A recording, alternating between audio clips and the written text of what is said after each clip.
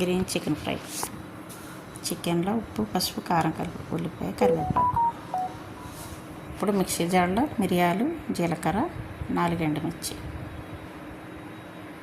వేసి పొడి చేసుకోవాలి.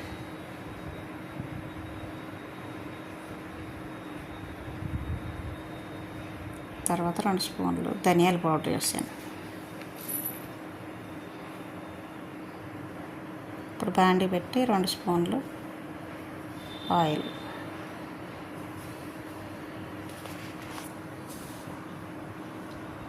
వేడెక్కాక ఉల్లిపాయ, కరివేపాకు వేసుకుంటాం.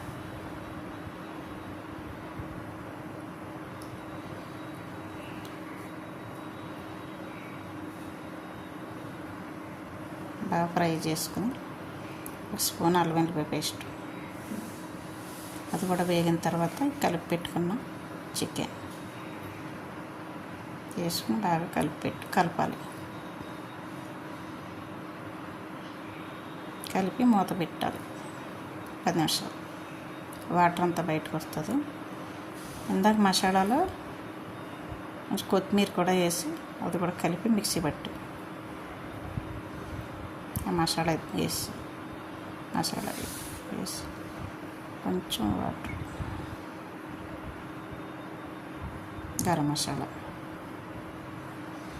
ఫైనల్గా బాగా ఫ్రై చేసుకుని దగ్గర ఫ్రై అయ్యాక డన్.